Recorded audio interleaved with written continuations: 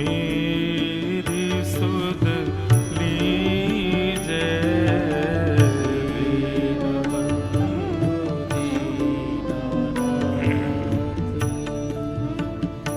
तत्व भगवान जो अजगर के गुण देख रहे हैं वो सारे गुण इस पंक्ति में लिखे हुए हैं और ये वास्तविकता है। हम इस वास्तविकता को स्वीकार नहीं करते, एक अवास्तविकता है उसको स्वीकार किए बैठे हैं, पर वास्तविकता तो यही है। श्री मलुकदास जी महाराज कह रहे हैं क्या? भाई नाही बंधु नाही कुटुंब कबीलो नाही, भाई नाही बंधु नाही कुटुंब कबीलो नाही, भाई नाही बंधु नाही कुटुंब कबीलो नाही, भाई नाही कोई अपना नहीं है। ऐसो कोई मित्र नाही, ऐसो कोई मित्र नाही, ऐसो कोई मित्र नाही, ऐसो कोई मित्र नाही, जासो कछु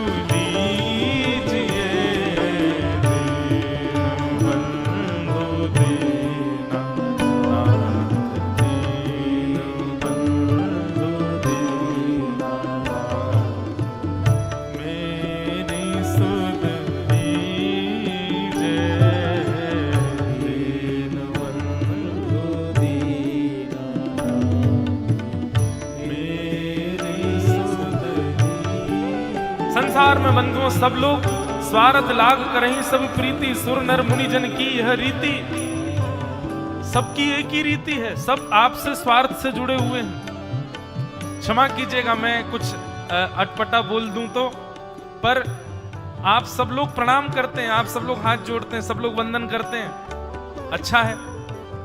लेकिन कल को केवल कोई व्यक्ति इतना भर कह दे, महाराज जी अपने कक्ष में पीते हुए पकड़े गए और चाय कहना भूल जाए, महाराज जी अपने कक्ष में पीते हुए पकड़े गए, चाय कहना भूल जाए, करोगे प्रणाम? कैसा संसार है। इसलिए हम तो भैया पहले से ही अपने आप को निश्चित करके रखते हैं, कोई कितनों लंबी दंडवत कर ले, अपने अस्तित्व को समझो। आपकी एक चूक या आपने चूक नहीं भी करी, किसी ने आपके बारे में कुछ कह भी दिया ना, तो सामने वाले के चित्त में आपके प्रति अविश्वास, कुविश्वास ये 2 क्षण में जन्म लेगा। ऐसा संसार है। मैं आपको क्या दोष दे रहा हूं, मैं खुद भी मेरे सामने भी अगर किसी के प्रति कह दिया जाए तो मेरे चित्त में भी ये भावना आ जाएगी।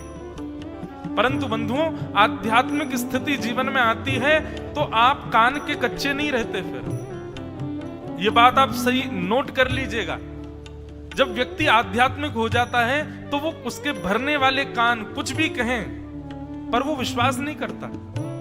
ये मैंने अनुभव किया है। वो तभी विश्वास करेगा जब स्वयं परख ले या जान ले। और नहीं तो एक और बात बताऊं, आध्यात्मिक व्यक्ति की एक स्थिति और होती है, किसी के प्रति यदि उसकी विश्वास है, किसी के प्रति उसका प्रेम है और उसके बारे में कोई यदि कोई कुबात कहे तो वो आध्यात्मिक यदि है तो उसकी स्थिति पता क्या होती है? भले ये दोष हो उनमें, पर मेरा प्रेम जिस भाव से है वो भाव मेरा रहेगा। वो अपने भाव को निष्ठुर नहीं होने देता। और निश्चित ही ये भाव उसके प्रति करवाने वाले भी ठाकुर जी ही हैं चित्त में, क्योंकि ठाकुर जी है एकमात्र ऐसे हैं जो सबको स्वीकार करते हैं। नहीं तो संसार में तो एक बात कह दी जाए तो सब लोग आपकी निंदा करने लगते हैं। कोई अपना नहीं है यहाँ पर। आप एक काम करो, मेरी माँ है, मेरे पिताजी, मैं इनसे बहुत प्रेम करता हूँ, मेरे भाई बंधु ये मेरे सब अपने हैं। अच्छा क्या करते हो? जॉब करते हैं। कितना कमाते हो? 1 लाख रुपए महीने कमाते हैं। घर बैठ जाओ, कमाई धमाई सब बंद कर दो, कुछ मत करो, 6 महीने के लिए घर बैठ जाओ, 6 महीने में नहीं वही परिवार के लोग आपको ताने देने लगे तो कहना। किसी काम के नहीं रहोगे तो फिर किसी को प्रिय नहीं लगोगे। बंधु महाराज जी, आपने भी कभी सुना तो होगा, पर हमारे सुनने में तो बहुत बार आता है। कई लोग आते हैं, आकर के कहते हैं महाराज जी कोई पंडित जी बताइए। मैंने कहा क्या करवाना है? बोले कि महामृत्युंजय का पाठ कराना है। मैंने किस लिए कराना है?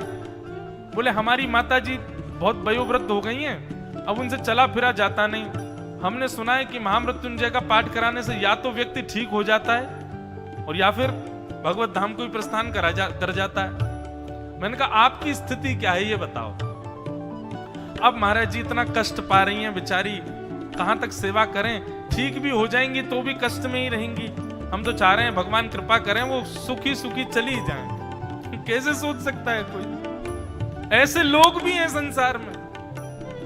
इसलिए भाई नाही बंधु नाही कुटुंब कबीलो नाही, भाई नाही बंधु नाही कुटुंब कबीलो नाही, ऐसो कोई मित्र नाही, ऐसो कोई मित्र नाही, ऐसो कोई मित्र नाही, ऐसो कोई मित्र नाही, जासु कछु कीजे दीन बंधु दीना, नाथ दीन बंधु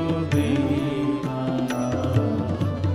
मेरी सुध लीजे दीन बंधु दीना, मेरी सुध दीन बंधु दीना। अंतिम पंक्ति में क्या कहते हैं श्री मलुकदास जी महाराज? बहुत सुंदर भाव। कहता मलुकदास छोड़ दे वीरानी आश, कहता मलुकदास छोड़ दे वीरानी आश, कहता मलुकदास छोड़ दे वीरानी आश, कहता मलुकदास छोड़ दे। किसी और से आशा मत करो, केवल साचो नाम तेरो दाता, साचो नाम तेरो दाता, साचो नाम तेरो दाता, साचो नाम तेरो दाता, और किसको लीजे दीन बंधु दीना, दीन बंधु दीना, मेरी सुध लीजे दीन बंधु दीना, मेरी सुध लीजे दीन के दयाल दाता, मुँह पे कृपा कीजे दीन के दयाल दाता, मुँह पे कृपा कीजे दीन बंधु दीना, मेरी सुध लीजे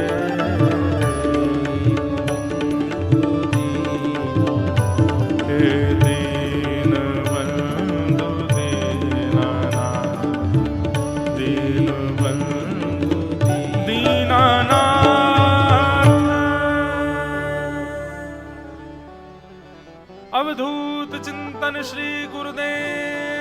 दत्त। दत्तात्रेय भगवान अपने अगले गुरु का नाम बताते हैं अजगर। बोले अजगर कैसा होता है? किसी से आशा नहीं करता कभी। नैराश्यम ही परम सुखम, आशा ही परमम दुखम। और अजगर एक ऐसा जीव है, दत्त भगवान कहते हैं, वो किसी से आशा नहीं करता, वो स्वयं से भी आशा नहीं रखता है, कभी प्रबंध नहीं करता अपने जीवित रहने का, केवल चलता रहेगा, आनंद में प्रसन्न रहेगा, छांव मिल जाएगी बैठ जाएगा, किसी भोजन के लिए प्रयत्नशील नहीं, मिल जाए स्वयं भोजन आ जाए उसके पास तो खा लेगा। मैंने ये अजगर से सीखा। आलसी मत ले लेना इस बात को कि आलसी हो जाओ, पड़े रहो, अपने आप सब होता रहेगा, नहीं। यहां आशा की बात की जा रही है। आशा मत रखो किसी से, बंधुओं स्वयं से भी नहीं होनी चाहिए। सबसे जब हम आशा करते हैं उसी को ही ममता कहते हैं। स्वयं से जब आशा करते हैं उसी को हम अहमता कहते हैं। स्वयं से भी आशा मत रखो, केवल और केवल गोपाल जी से आशा रखो और किसी से आशा मत रखो। कैसी भी स्थिति जीवन में आ जाए, चाहे आप करोड़पति बन जाओ, चाहे खाकपति हो जाओ, चाहे आप दिव्यता को प्राप्त हो जाओ, चाहे आप बिल्कुल दरिद्र हो जाओ, ठाकुर जी एक बार आपके पास आ गए तो आपको जीवन पर्यंत त्याग नहीं करेंगे। कई लोग विचित्र हैं, वो त्याग कर देते हैं ठाकुर जी का, पर ठाकुर जी कभी अपने मन से त्याग नहीं करते कभी किसी का। इसलिए भैया उन्हीं को अपना मानो। तो अजगर को मैंने अपना गुरु बनाया कि वो किसी से आशा नहीं करता, स्वयं से भी नैराश्य रहता है, आशा नहीं रखता। अब कई लोग इस बात में भी थोड़ा ऐसा भाव करते हैं, बोले महाराज जी खुद से आशा नहीं करेंगे तो कार्य करने में हमारा मन कैसे लगेगा। अब हम आजकल के बच्चों से मिलते हैं तो वो लोग अपना भाव भी प्रकट करते हैं, बोले स्वयं पर आशा रखते हैं, स्वयं पर विश्वास करते हैं, तभी तो कार्य में गति मिलती है, तभी तो हम कार्य को एक गति दे पाते हैं। आप कह रहे हो नैराश्य रहो, अपने से भी आशा मत रखो। कार्य की संपन्नता का आशा करना वो आशा नहीं कहलाता है। आशा का मतलब क्या होता है? मैं कार्य ना करूं और बिना कार्य किए ही मुझे उसका फल प्राप्त हो जाए, वो आशा है। पर कार्य करने के बाद फल की प्राप्ति वो तो आपका श्रम है, वो आशा नहीं है। एग्जाम्स के लिए अच्छे से पढ़ाई करनी है, मुझे अच्छे से करना है, ये तो आपका श्रम बल है ना, यहां आशा थोड़ी है आपकी।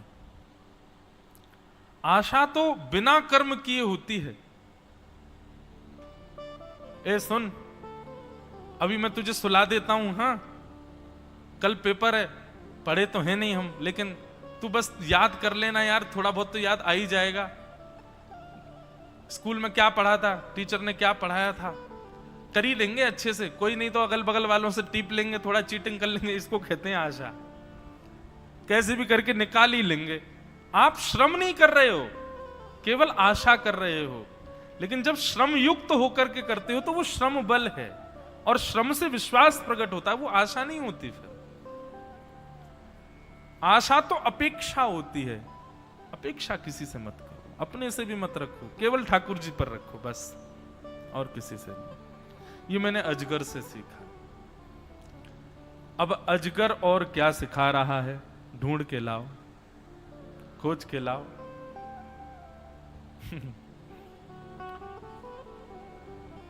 हम तो सीमा से बाहर जा नहीं सकते आश्रम की, आसपास खूब वन है, देख आओ मिल जाए तो रास्ता में कोई। यहां होंगे तो सही महाराज जी, हैं हाँ होंगे, क्यों नहीं। अजगर ऋषि बैठे साक्षात, दत्तात्रेय भगवान का भागवत में नाम ही अजगर ऋषि है। यहां पर लेपर्ड भी हैं, तेंदुआ, वो भी आ जाते हैं, पर आके दत्त भगवान को प्रणाम करके चले जाते हैं। छोटे छोटे सर्प के दर्शन तो एक दो लोगों को हो गए हैं, तुमको हुए थे। लेकिन वो कुछ कहेंगे नहीं, सब दिगंबरा बोल देना बस, वो काटेगा नहीं फिर। तो आइए अब आज के कथा प्रसंग में चलें। श्री दत्त भगवान की जय। तो दत्त भगवान के ये 10वें गुरु हैं, 10वें ही हुए। श्री अजगर। अब 10वें हुए जाने 9वें हुए, आप लोग ढूंढ लेना कितने 9वें हैं शायद। अब हम कथा क्रम में प्रवेश करें। कथा क्रम कल हम लोग सुन रहे थे कि राजा परीक्षित को 7 दिन में मरने का श्राप लगा।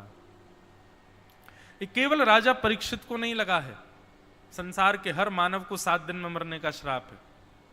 हर व्यक्ति को 7 ही दिन मिले हैं जीवन जीने के लिए, कर्म करने के लिए, नाम प्रतिष्ठा यश वैभव प्राप्ति के लिए। बस वो 7 की अवधि बार बार बढ़ती रहती है, पर है 7 ही। सोमवार से लेकर के रविवार तक 7 ही दिन है हमारे जीवन में। 7 दिन में मरने का श्राप सबको लगा है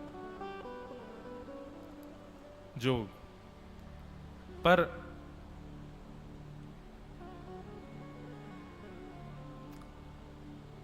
परीक्षित जी महाराज निराश नहीं है अपने श्राप से।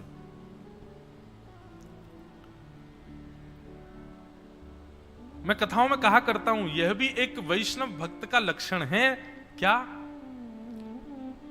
अपने जीवन में घटने वाली एक ऐसी विषम परिस्थिति को भी सम समझे, कैसे भी सम बनाए उसको।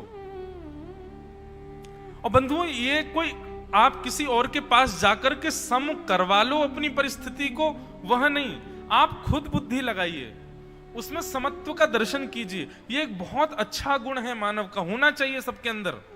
अपनी कैसी भी परिस्थिति हो उसको सम समझो कि सम कैसे है। सम मतलब ये मेरे लिए उचित है ऐसा होना।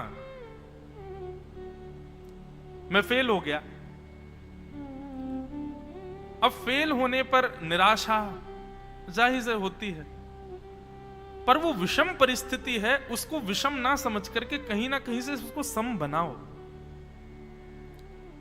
और एक बात सत्य मानिएगा, जिस व्यक्ति ने विषम परिस्थिति में उसको सम नहीं बनाया वो हार गया अपने जीवन में।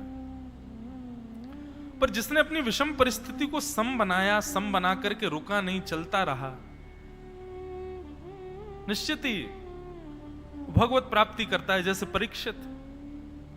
परीक्षित एक छत्र सम्राट है, उनको 7 दिन में मरने का श्राप लगा।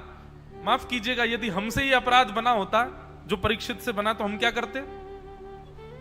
दौड़ करके शमीक ऋषि के आश्रम जाते, कान पकड़ लेते, बोले महाराज जी क्षमा कर दो, हमसे गलती हो गई, हमारा ऐसा आशा नहीं थी, हमारी ऐसी योजना नहीं थी कि आपको ऐसे कष्ट देना है, आपके गले में मरा हुआ सर्प हमने जानबूझ करके नहीं डाला, प्रभु क्षमा कर दो, कृपा कर श्राप वापस ले लीजिए ना। हम होते तो हम यही करते, पर परीक्षित ने ऐसा नहीं किया, परीक्षित ने स्वीकार किया। संत जो दे उसको स्वीकार करो। जरूरी नहीं है कि सदा सर्वदा प्रेम ही मिले, सदा आशीर्वाद ही मिले, कभी कभी दंड भी मिलता है, उसको भी स्वीकार करो, स्वीकार करो।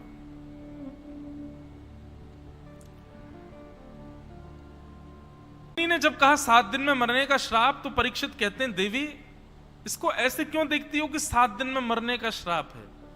इसको ऐसे देखो ना, मृत्यु तो कभी भी हो सकती है, पर मुझे 7 दिन की अवधि मिल गई है कि 7 दिन में तुम नहीं मरोगे। संसार का कोई व्यक्ति ये नहीं कह सकता कि मैं शाम को जीवित रहूंगा, मैं कल सुबह जीवित रहूंगा। वो कह भी रहा है, वो स्वयं भी कंफर्म नहीं है कि वो सुबह तक जीवित रहेगा भी क्या।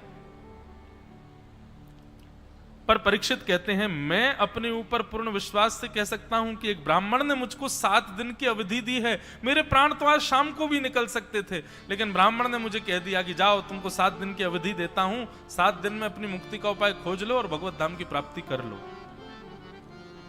मुझे 7 दिन का अवसर मिला है, मुझे श्राप नहीं मिला है। ये समत्व है। उन्होंने श्राप को भी अवसर जाना और अवसर जान करके अपने पुत्र को बिठा करके गद्दी पर चले गए। गंगा के तट पर जाकर के बैठे। जैसे ही संतों को पता चला कि हमारे एक छत्र सम्राट को मरने का श्राप लगा है, बड़े बड़े संत वहां आए। जैसा कि कल मैं बता रहा था कि श्री दत्त भगवान के पूज्य पिताजी महाराज भी वहां, अत्रि मुनि भी विराज रहे हैं, पराशर ऋषि भी हैं, अरे श्री सुखदेव जी के पिताजी वेदव्यास जी भी हैं। कौन कौन संत बैठे हैं वहां पर जाते ही परीक्षित ने प्रश्न किया कि महाराज जल्दी मरने वाले की मुक्ति का उपाय बताइए। ये प्रश्न सुनते ही सब लोग एक दूसरे का मुख देखने लगे, क्या बताएं अब इसको। जिसके जीवन के केवल 7 ही दिन बचे हैं उसको अपनी मुक्ति के लिए क्या करना चाहिए। सबने अलग अलग उत्तर दिया। तुम महामृत्युंजय का पाठ करा लो, तुम देवी भागवत करा लो, तुम ऐसा कर लो, तुम ये कर लो, तुम पेड़ पर उल्टे लटक के तप कर लो, तुम गंगा जी में बैठ करके तप कर लो। सबने अलग अलग भाव बताए, बहुत से साधन बताए, पर परीक्षित सबसे कहते क्या आप प्रमाण दे सकते हैं कि ये करने से मुझे मुक्ति मिलेगी। तो प्रमाण के नाम पर सब लोग शांत हो जाते। जब कोई उत्तर नहीं दे पाया तब वहां पर श्री सुखदेव जी का आगमन हुआ कि तत्रा भवद भगवान व्यासपुत्रो यदिच्छया गामटमानो नपेक्षः अलक्षलिंगो निजलाभतुष्टो व्रतश्च बालैरवधूतभेष। आहा, जैसा श्री दत्त भगवान का स्वरूप है वैसा ही स्वरूप श्री सुखदेव जी का है। अवधूत भेष, अवधूत। अच्छा, यहां पर प्रश्न उठता है कि कैसे पता चला कि ये परीक्षित जी हैं। परीक्षित जी की एक सुखदेव जी हैं, तो सुखदेव जी की एक पहचान है। क्या? प्रेमना पठन भागवतम सनई सनई। सुखदेव जी की पहचान है कि चलते फिरते उठते बैठते खाते पीते सोते हंसते हर स्थिति में उनके मुख से भागवत के श्लोक निर्झरित होते ही रहते हैं। वो और कुछ बोलते ही नहीं है। जैसा आज के गुण में आया, किसी ने लिखा ना कि कबूतर केवल गुटरुगु करता है, ऐसे सुखदेव जी केवल भागवत के श्लोक बोलते हैं और कुछ नहीं बोलते। आपने यदि उनको प्रणाम किया तो वो आपको आशीर्वाद के रूप में भी कोई भागवत का श्लोक ही बोलेंगे। आपने उनसे भोजन के विषय में पूछा तो वो प्रत्युत्तर में भागवत में जहां भोजन के प्रत्युत्तर का श्लोक होगा वही श्लोक बोलते हैं। अपनी भाषा का प्रयोग ही नहीं करते, केवल भागवत बोलते हैं। ये सुखदेव जी की पहचान है। प्रेमना पठन भागवतम सनई सनई। ऐसे श्री सुखदेव जी महाराज आते ही आसन पर विराजमान हो गए। जो आसन परीक्षित ने रखा था कि जो भी उत्तर दे इस पर बैठ करके दे, सुखदेव जी महाराज आकर के उस पर विराजमान हो गए। श्याम वर्ण है, कटाक्ष नेत्र हैं, घुंघराले केश हैं, लाल लाल मुख है, ओष्ठ हैं, लंबी नासिका है, पूर्ण दिगंबर नहीं है, कौपीन पहनी है, अवधूत है। हमारे पूज्य पिताजी महाराज वर्णन करते हैं कि जब श्री सुखदेव जी महाराज आ रहे थे तो पीछे पीछे बच्चे धूल उड़ाते हुए चल रहे थे, नंगा बाबा, लेकिन फिर भी प्रसन्नता चित्त पर, मुखमंडल पर एक अद्भुत कांति, अपमान से कोई बैर नहीं। आए, आकर के सीधे आसन पर बैठ गए श्री सुखदेव जी महाराज। तभी परीक्षित जी महाराज की स्थिति ऐसी है कि मैं कुछ ना कहूं, केवल देखता रहूं इनको। पर तभी पीछे से किसी ने इशारा किया, बोले कि ये ज्यादा देर बैठते नहीं है। सुखदेव जी का एक नियम और है, गौ दोहन मात्रेण, केवल जितनी देर गाय दुहती है उतनी देर ही रुकते हैं एक जगह पर, उससे ज्यादा नहीं रुकते हैं। जितनी देर गाय का दूध दुहा जाता है, 12 मिनट 12.5 मिनट लगते हैं गाय को दोहने में, उतनी देर ही सुखदेव जी एक जगह पर रुकते हैं। और यदि वहां भगवत चर्चा नहीं हुई, इतनी देर में कोई भगवत वार्ता नहीं हुई, तुरंत उठ के चले जाते हैं। पीछे से किसी ने कहा, परीक्षित सुखदेव जी आए हैं, विलंब मत करो, ये चले जाएंगे उठ करके। तो सुखदेव जी महाराज पीछे किसी की बात सुन करके पुष्प आदि लेकर के आए और आकर के तुरंत चरणों में अर्पित करते हुए ये श्लोक कहा। बहुत सुंदर श्लोक है। येषां संस्मरणात् पुंसाम्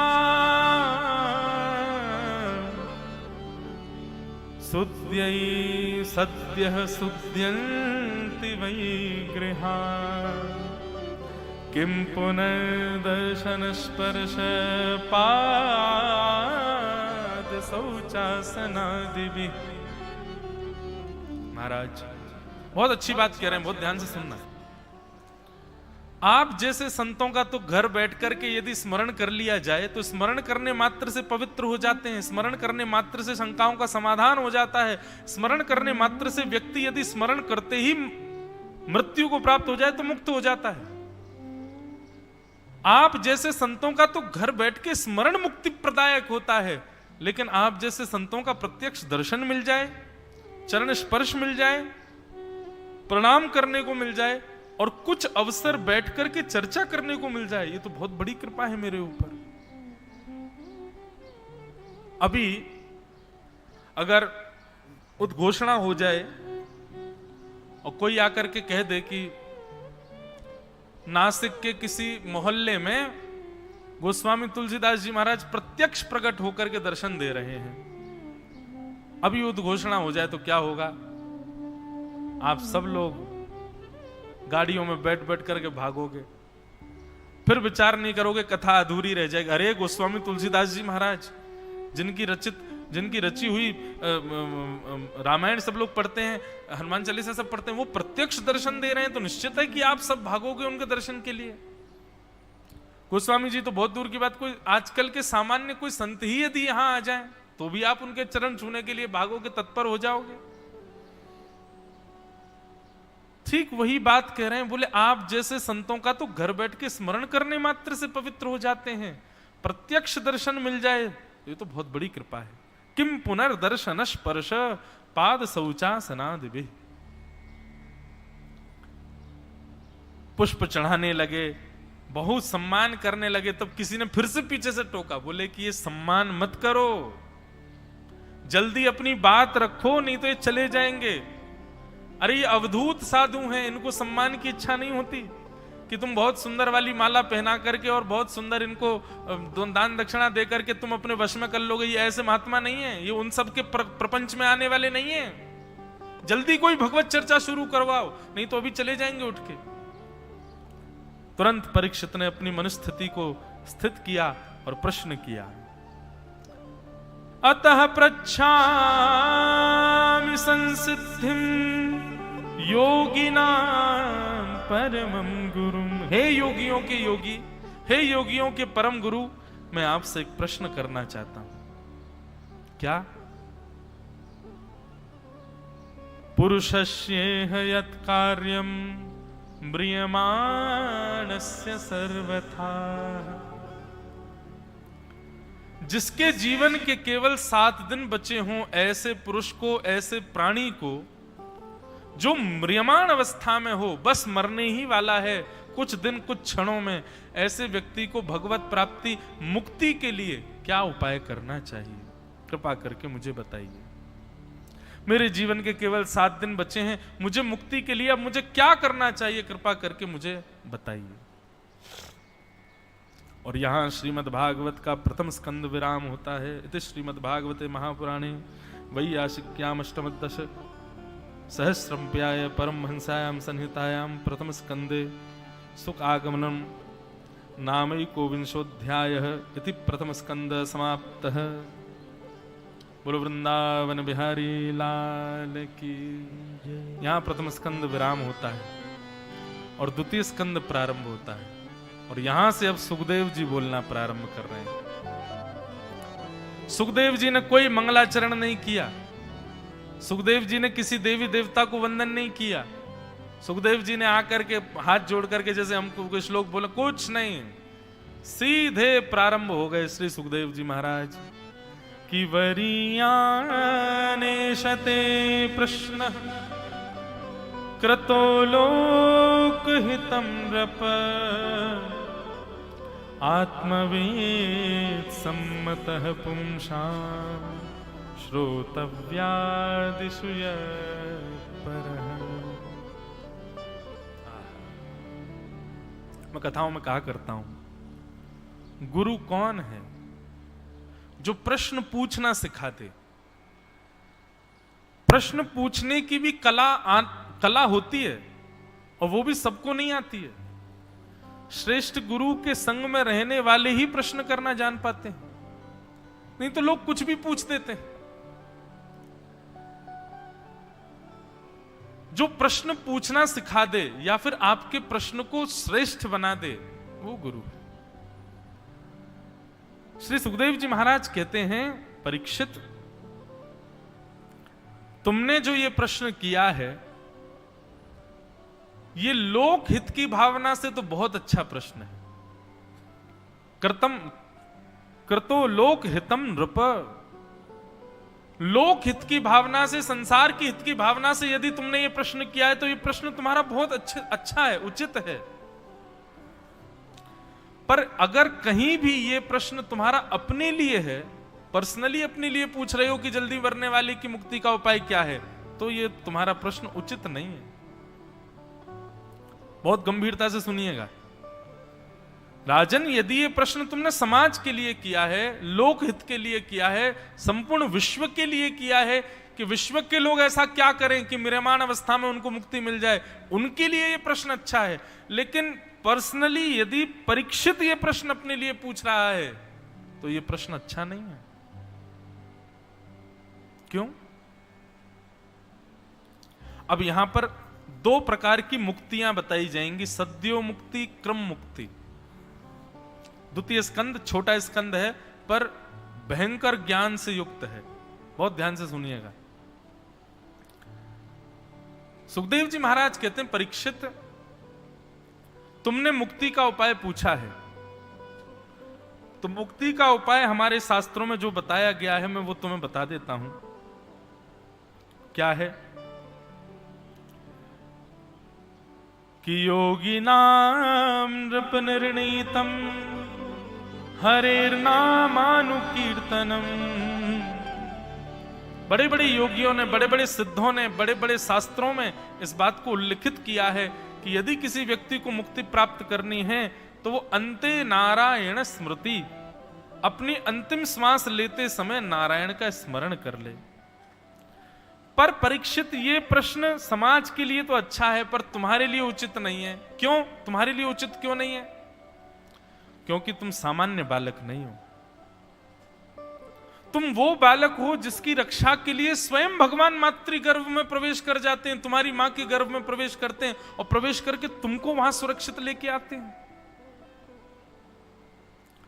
क्या भगवान ने तुम्हारी मातृ गर्भ में केवल इसलिए प्रवेश किया कि तुम जन्म लेकर के एक छत्र सम्राट बनो और एक दिन तुमको श्राप लगे और 7 दिन में तुम्हारी मृत्यु हो जाए और तुम मुक्ति को प्राप्त कर लो?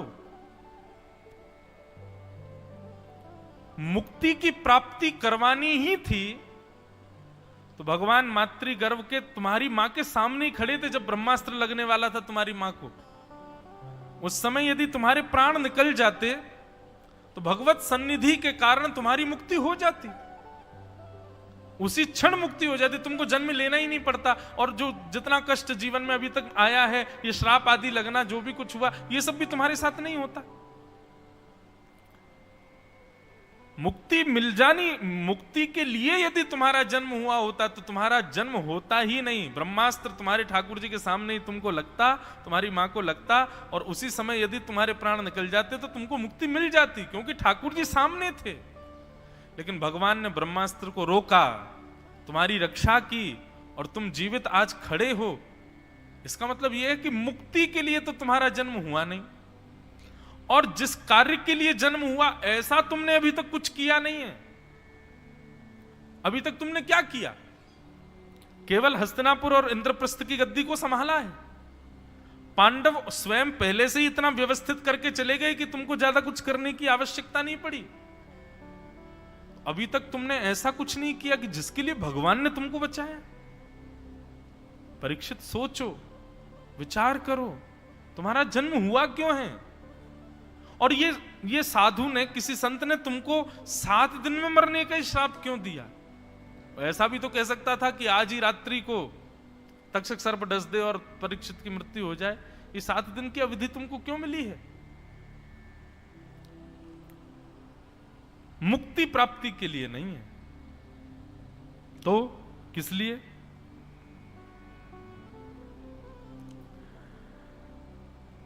तस्मात् भारत सर्वात्मा भगवान ईश्वरो हरि श्रोतव्य कीर्तितव्यश्च स्मर्तव्यश्चेच्छता भयम्। ए परीक्षित, पहले समझो मुक्ति क्या है। मुक्ति का मतलब होता है संसार से निवृत्त होकर के स्वर्ग और नरक से भी परे एक स्थान है वैकुंठ, उसकी प्राप्ति करना। संसार के विषय भोगों से मुक्त, संसार के सारे संबंधों से मुक्त, संसार के विषय वासनाओं से मुक्त, संसार के तन से मुक्त होकर के परम धाम उस वैकुंठ की प्राप्ति करना, उसको मुक्ति कहते हैं।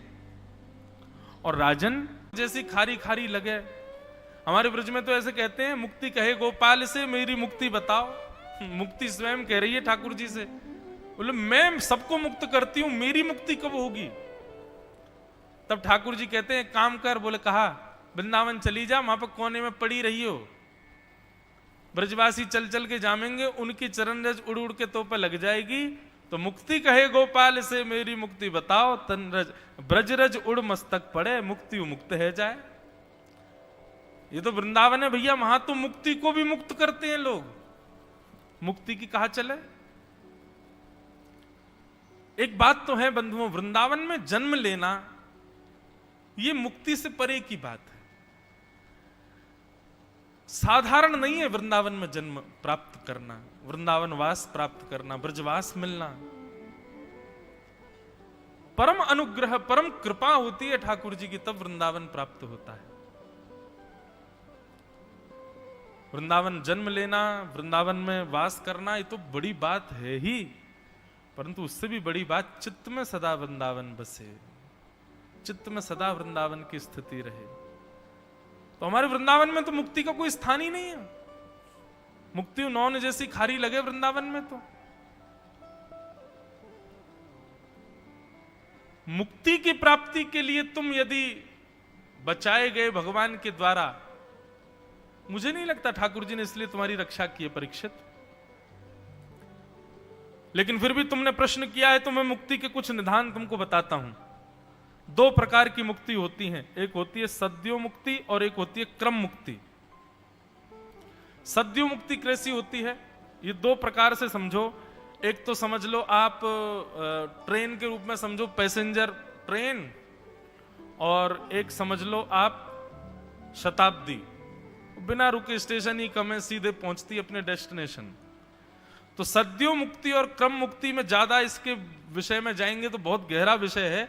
इसमें केवल इतना समझ लीजिए कि सद्यो मुक्ति का मतलब क्या होता है, सीधे भगवत धाम की प्राप्ति, और क्रम मुक्ति का मतलब होता है भगवान के अन्य अन्य अन्य अन्य लोकों में अन्य अन्य साधन करते हुए फिर भगवान की प्राप्ति, किसी ना किसी योग से, किसी ना किसी बल से, किसी ना किसी साधना से, किसी ना किसी नियम का पालन करते हुए अन्य अन्य लोकों में भ्रमण करते हुए फिर भगवान की प्राप्ति करना, ये क्रम मुक्ति है।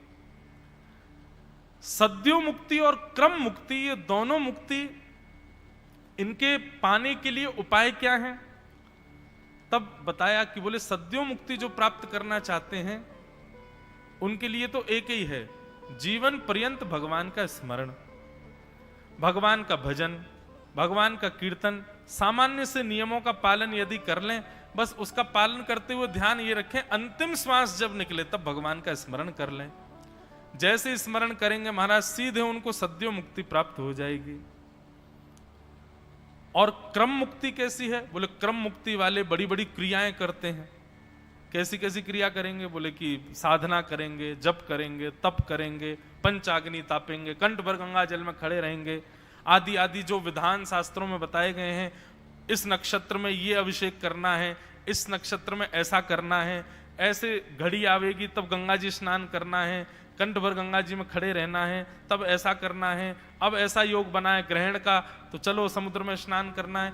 जो बहुत प्रकार के साधन करते हैं और उन साधनों के द्वारा दिव्य दिव्य लोकों की इच्छा रखते हुए मुक्ति प्राप्त करना चाहते हैं।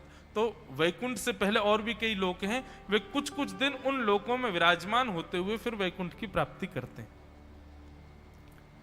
ऐसे लोग ठाकुर जी के विराट रूप का स्मरण करते हैं। भगवान का विराट रूप कैसा है कि पाताल में तस्य ही पादमूलम पठन्ति पार्ष्णे प्रपदे रसातलम महातलम विश्व सजोत गुल्फो तलातलम वै पुरुषस्य जंघे। केवल पैर से लेकर के और जंघा तक का ही सुन लीजिए कैसा है। बोले पाताल में तस्य ही पाद मूलम, भगवान का जो चरण है वो पाताल है। पाताल में तस्य ही पाद मूलम पठन्ति पार्ष्णे प्रपते रसातलम, थोड़ा उससे ऊपर की ओर आएंगे तो वो रसातल है। और महातलम विश्व सजोत गुल्फो, भगवान के जो एड़ी के ऊपर ये जो गुल्फ होता है ये कौन सा है? बोले महातल है। और तलातलम, ऊपर का पैर का हिस्सा जो है ये तलातल है। जंघा जो है ये भगवान की तलातलम विश्व सजोत गुल्फो पुरुषस्य जंघे, तलातल जो है ये भगवान की जंघा है। इसी प्रकार भगवान का उदर जो है ये भूमि है, उसमें नाभि जो है ये आकाश है, वक्ष जो है ये स्वर्ग है, और इसी वक्ष के ऊपर कंठ के पास वैकुंठ है। और ऊपर जाते हैं, मुख की ओर आते हैं तो यहां पर नेत्रों के आसपास ये ठाकुर जी का तप लोक है। उससे ऊपर जाते हैं तो अन्य अन्य लोक हैं। भगवान की भुजा ही इंद्र आदि देवताएं हैं। रोम में करोड़ों ब्रह्मांड घूम रहे हैं। इस प्रकार भगवान का विराट रूप है। उस विराट रूप का चिंतन करते हुए क्रम मुक्ति प्राप्त होती है। और सद्यो मुक्ति केवल और केवल क्रम मात्र करने से, नियम मात्र करने से सद्यो मुक्ति प्राप्त हो जाती है। इस प्रकार मुक्ति का विषय बताया और कहा परीक्षित अब बताओ तुमको कौन सी चाहिए, सद्यो चाहिए कि क्रम चाहिए? परीक्षित ने इतना ज्यादा विस्तृत भाव सुन लिया कि परीक्षित मौन हो गए, क्या बोलूं मैं। तब सुखदेव जी महाराज समझाते हुए कहते हैं, बोले राजन, खट्वांगो नाम राजर्षि ज्ञात्वे यत्तामिहायुष मुहूर्ता तत्सर्वमृत्सृज्य गतवान भयम हरि। तुमको 7 दिन में मरने का श्राप लगा और इन 7 दिनों में तुम पूछ रहे हो कि मैं मुक्ति कैसे प्राप्त करूं। एक खट्वांग नाम के राजा थे। उन राजा को तो 2 घड़ी पहले पता चला कि मेरी मृत्यु होने वाली है, और उन्होंने 1 घड़ी के अंदर अंदर भगवान का स्मरण करते हुए मुक्ति को प्राप्त कर लिया। राजन, मुक्ति प्राप्त करना कोई विशिष्ट बात नहीं है, ये सामान्य है। पर मुक्ति प्राप्त करने की इच्छा सबके चित्त में होनी चाहिए, पर तुम्हारे जैसे भक्त के चित्त में नहीं होनी चाहिए। तुम भक्त हो भगवान के, तुम भी वही मुक्ति प्राप्त कर लो जो राक्षसों को मिली है, और वह मुक्ति प्राप्त करके तुम भी वहीं जाकर के बैठ जाओ जहां पर सब राक्षस बैठे हैं। तो हमारा इतने जीवन भर भक्ति करने का उपाय, फायदा क्या हुआ? क्षमा करना परीक्षित, अगर तुम मुक्ति प्राप्त करके भगवत धाम को चले गए और तुमको बैठने के लिए आसन जो दिया गया, उस आसन के अगल बगल में यदि कंस आदि राक्षस बैठे होंगे, संकोच नहीं होगा चित्त में? भगवान से बैर करने वाले, अरे बैर करने वाले कंस आदियों को छोड़ो, तुम्हारे पांडव पितामहों का जिनसे युद्ध हुआ वो कौरव भी वैकुंठ में ही हैं, जिन्होंने द्रौपदी का चीरहरण किया, जिन्होंने चक्रव्यूह बना करके तुम्हारे पिता को मार दिया, वे भी सब वैकुंठ में ही है। क्यों? भगवत सानिध्य में उनकी मृत्यु हुई। वही मुक्ति उस बालक को मिल जाए जिसकी रक्षा भगवान ने की, तो इसमें श्रेष्ठता नहीं है। बीच बीच में परीक्षित जी महाराज को मुक्ति का विषय बताते हैं और फिर लौट करके कहते हैं कि तुम मुक्ति मांग रहे हो ये उचित नहीं है। फिर मुक्ति का कोई भाव बताते हैं, फिर कहते हैं तुम मुक्ति मांग रहे हो ये उचित नहीं है। मुक्ति के दोनों क्रम बताए, सद्यो मुक्ति, क्रम मुक्ति, और बताते हुए कहते हैं, बोले ये मुक्ति के उपाय हैं, परंतु भगवान ब्रह्मा एक बात कहते हैं, क्या? कि भगवान ब्रह्म कात्सेन त्रिरन्वीक्ष्य मनीषया तद्वस्य कूटस्थो रतिरात्मन्यतो भवेत्। ब्रह्मा जी कहते हैं, मैंने 1 बार नहीं 3 बार वेदों का अध्ययन किया है, मैंने वेदांत पढ़ा है और मैंने इसी भाव से पढ़ा कि मैं इसमें परब्रह्म का दर्शन कर लूं। मुझे सब कुछ प्राप्त मिल गया, उससे सिद्धियां मिल गई, योग मिल गए, सब कुछ मिल गया, लेकिन मुझे परब्रह्म का दर्शन नहीं हुआ। बोले परब्रह्म का दर्शन कहां होगा? बोले परब्रह्म का दर्शन तो केवल एक ही स्थान पर है। बोले कहां? पिबन्तये भगवत आत्मनः सताम कथामृतं श्रवणपुटेषु संभृतम् पुनन्ति ते विषय विदूषिताशयम् ब्रजन्ति तच्चरण सरोरहान्तकम्। सुखदेव जी महाराज कहते हैं, वही ब्रह्मा कहते हैं, बोले कि ठाकुर जी का दर्शन वेदांतों में नहीं हुआ, सब जगह मैंने ढूंढ लिया, ठाकुर जी का प्रत्यक्ष दर्शन नहीं हुआ। हाँ, कभी कोई अंग दिख जाता, कभी कोई रों दिख जाता, पर परिपूर्ण ठाकुर जी का दर्शन नहीं हुआ। लेकिन परिपूर्ण ठाकुर जी का दर्शन मुझे कहां हुआ? बोले पिबन्तये भगवत आत्मनः सताम, मन लगा करके जब भागवत की कथा को श्रवण किया, सुंदर ठाकुर जी की लीलाओं को श्रवण किया, तब कथामृतम श्रवण पुटेषु संभृतम, कथा रूपी अमृत को अपने श्रवण रूपी पुट में भर भर के जब मैंने पिया, तब क्या हुआ? पुनन्ति ते विषय विदूषिताशयम, उस कथा रसायन ने मेरे भीतर जाकर के मेरे विषयों को नष्ट कर दिया, मेरे चित्त में जितने भी विकार थे सबको समाप्त कर दिया। पुनन्ति ते विषय विदूषिताशयम ब्रजन्ति तच्चरण सरोरोहान्तकम, और उसी कथा ने क्या कर दिया? बोले कि साक्षात नंद नंदन श्री कृष्ण के श्री चरणार बिंदों की प्राप्ति करा दी। राजन, तुम मुक्ति मत मांगो ना, तुम तो भक्ति मांगो। और मैं कथाओं में कहा करता हूं बंधुओं, मुक्ति और भक्ति में अंतर कितना है? मुक्ति का मतलब मृत्यु के पश्चात वैकुंठ जाना, और वैकुंठ में जाकर के प्रतीक्षा करना कब भगवान के दर्शन होंगे। होंगे जरूर, पर प्रतीक्षा करनी पड़ेगी। ठाकुर जी इतने व्यस्त रहते हैं वैकुंठ में, चलते फिरते कहीं किसी खिड़की से, कहीं किसी वृक्ष से। हाँ, ये जरूर है कि उसी शहर में रहोगे जहां ठाकुर जी रहते हैं, पर दर्शन कैसे होगा इसकी कोई संभावना नहीं, कब होगा इसकी कोई संभावना नहीं, पर हाँ होगा जरूर। ये तो है मुक्ति। और भक्ति क्या है? मृत्यु के पश्चात वैकुंठ जाकर के भगवत दर्शन, ये मुक्ति है। और जीते जी भगवान का दर्शन, ये भक्ति है। और वो भक्ति कहां से मिलेगी? बोले पिबन्तये भगवत आत्मनः सताम कथामृतम श्रवण पुटेषु संभृतम् पुनन्ति ते विषय विदूषिताशयम् ब्रजन्ति तच्चरण सरोरुहान्तकम्। भक्ति में जीते जी भगवत दर्शन कराने की सामर्थ्य है। मुक्ति तो मृत्यु के बाद भगवत दर्शन कराती है। महाराष्ट्र में भक्त हुए श्री त्रिलोचन जी, परम संत सेवी, श्री पंडरीनाथ भगवान के चरणों में ही रहते थे। पति पत्नी दोनों निवास करते थे, उनके कोई संतान नहीं थी, तो इसलिए उन्होंने जीवन भर क्या नियम अपनाया कि जो भी धन आदि उनके पास था, जो भी वैभव था, उन्होंने वो पंढरपुर आने वाले वैष्णवों की सेवा में खर्च करने का उसका मन बनाया कि यहां इतने दर्शनार्थी आते हैं, सबका भोजन प्रसादी सामग्री हमारे घर में बना करेगी।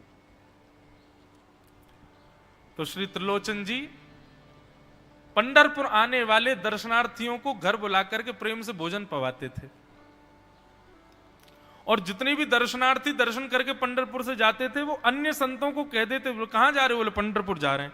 बोले भैया पंढरपुर जा रहे हो तो त्रिलोचन जी के यहां जाना, उनके यहां भोजन प्रसादी बहुत बढ़िया संतों के अनुकूल बनाते हैं।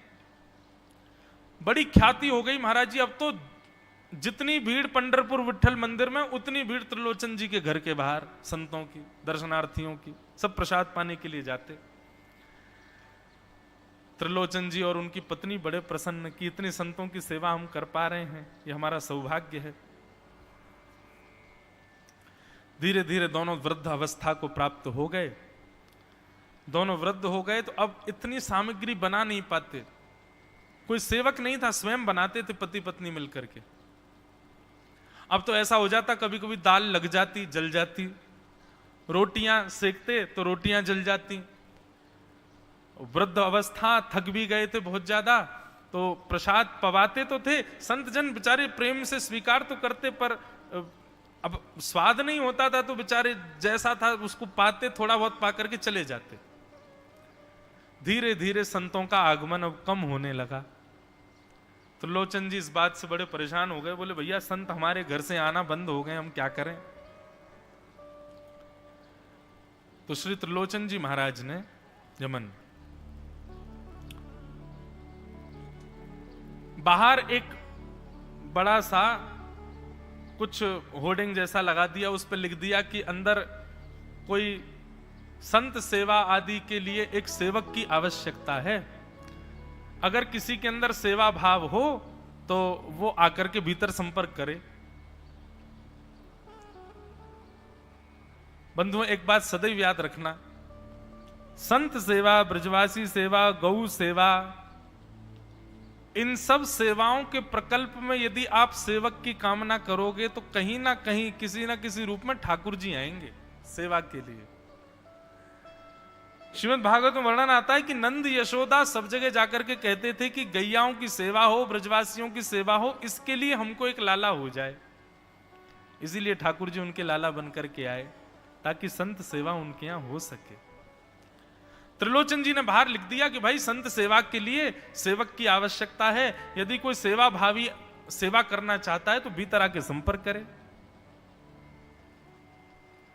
अब यह बोर्ड पढ़ लिया हमारे श्री पंडरीनाथ भगवान ने, और श्री विट्ठल भगवान एक छोटे से बालक का रूप धारण करके त्रिलोचन जी के यहां पहुंच गए। त्रिलोचन जी के यहां पहुंचे, त्रिलोचन जी बैठे थे। बोले साहब जी, आपने बाहर लिख रखा है संत सेवा के लिए यदि कोई इच्छुक हो तो भीतर आके संपर्क करे, मुझे सेवा करनी है। त्रिलोचन जी और उनकी पत्नी देखें, बोले कितना छोटा सा बालक है, कितना प्यारा है, ये तुम्हारे माता पिता नहीं है? बोले होंगे तो पता नहीं, मुझे तो पता नहीं, मैंने कभी देखा नहीं अपने माता पिता को, मैं अकेला ही हूं, ना मेरे कोई भाई है, ना कोई मेरे मित्र है, ना मेरे कोई बंधु है, ना मेरे माता पिता, मैं अकेला ही हूं। त्रिलोचन जी की पत्नी को तो इतनी दया सी आ गई, अरे राम राम, बेचारा अकेला बालक है। अच्छा चलो ठीक है, तुम यहां सेवा कर लेना, लेकिन कुछ नियम है उनको सुन लो। सबसे पहले तो अपना नाम बताओ, तुम्हारा नाम क्या है? विट्ठल भगवान ही थे, वो तो छोटे से बालक के रूप में गए थे। बोले मेरा नाम है अंतर्यामी।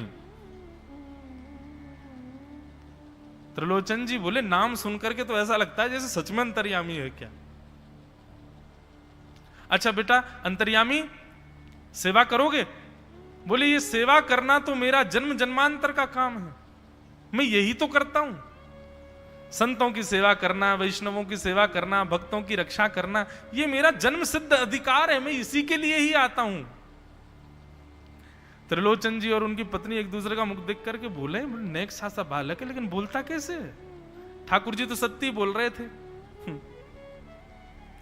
बोले अच्छा, सुबह एक सब्जी बनानी पड़ेगी, दाल बनानी पड़ेगी, और हमारे यहां लगभग 100-150 संत आते हैं, उनके हिसाब की रोटी बनानी पड़ेगी, और सब बेटा तुमको करना पड़ेगा, हम थोड़ा बहुत सहायता कर देंगे, हमसे ज्यादा बनता नहीं है, तुमको ही सब सिद्ध करना पड़ेगा।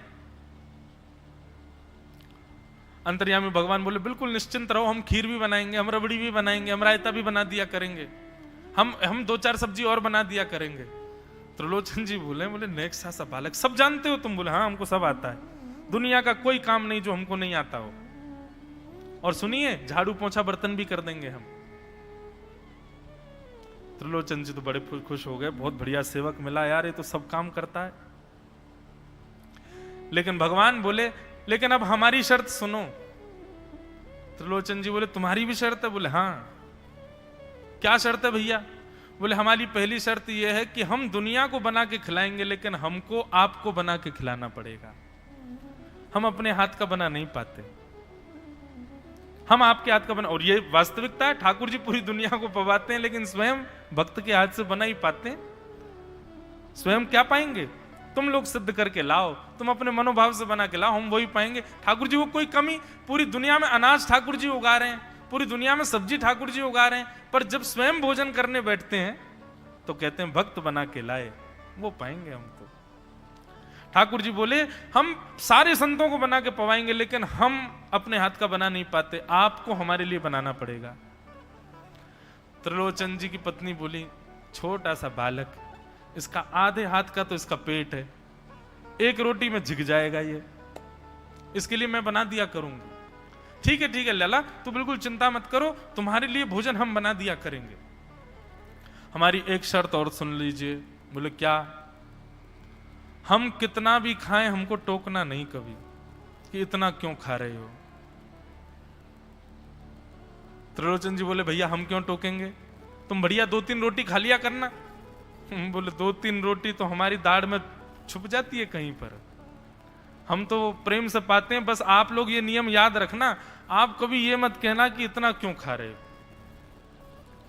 और सुनिए एक बात, अगर हमारे सामने कही तो अपराध बनेगा ही, आपका नियम टूटेगा ही। किसी और से जाकर के यदि आपने कह दिया कि बहुत खाता है, क्या बताएं, तो हम उसी दिन अंतर ध्यान हो जाएंगे, उसी दिन आपका घर छोड़ के चले जाएंगे, फिर दूरते रहना सेवक। त्रिलोचन जी बोले हम क्यों कहेंगे भैया, हम तो कभी नहीं कहेंगे, हम दोनों तुमको वचन देते हैं, तुम प्रेम से रहो, सबका सेवा करो, हम कभी नहीं कहेंगे कि इतना खाता है। भगवान बोले तो ठीक है, फिर कल से सेवा शुरू। अगले दिन महाराज त्रिलोचन जी और पत्नी उठे सवेरे ब्रह्म मुहूर्त में, देखा तो महाराज भीतर ही ठाकुर जी बढ़िया अपनी कमर कस करके, सिर पर ढांटा बांध करके, मुंह पर कपड़ा लगा करके और कढ़ाई में लिए चला रहे हैं, बना रहे हैं दाल। एक हाथ से दाल बना रहे हैं, फिर दौड़ के जाते हैं दूसरी कढ़ाई पे, वहां पर खीर बना रहे हैं, फिर कहीं जाते हैं वहां पूड़ी उछाल उछाल करके धर रहे हैं। त्रिलोचन जी और उनकी पत्नी देख रहे खड़े खड़े, अकेले ठाकुर जी सब बना रहे हैं, नेक सा बालक। 8 बजे से संतों की जमात आनी प्रारंभ हो गई, सुबह के समय हो गया। महाराज अकेले ही पत्तल लेकर के दौड़ते हैं, सारे संतों को पत्तल बांट जाते हैं, फिर अकेले ही सामग्री लेकर के जाते हैं और लेकर के सबको बांटते हैं। त्रिलोचन जी कोई सामग्री लेके जाएं तो ठाकुर जी बीच में ही आ जाते हैं, बाबूजी आप जाके बैठो, मैं बांट रहा हूं ना, आप उठ के मत आओ, आप उठ के आओगे सब फैल जाएगा, मैं कर रहा हूं ना सब। अकेले ठाकुर जी, अकेले अंतर्यामी भगवान सब कर रहे थे। और त्रिलोचन जी और उनकी पत्नी बड़े प्रसन्न, जय हो विठोबा, तेने तो भैया ऐसा लगे साक्षात तुम ही आ गए हो, कितनी कृपा हो रही है, देखो कैसा सेवक मिला है हमें। भली संतान नहीं दी ठाकुर जी ने, लेकिन ऐसा सेवक दिया है जिससे परिपूर्ण आनंद हो गया है। संतों की भोजन प्रसादी हुई, महाराज खूब प्रेम से सब संतों को पवाया। संत भी सब वाहवाही करके गए, बोले वाह त्रिलोचन जी आपके यहां खूब बार पाया, लेकिन आज जैसा प्रसादी हमने कभी नहीं पाई। त्रिलोचन जी बड़े प्रसन्न।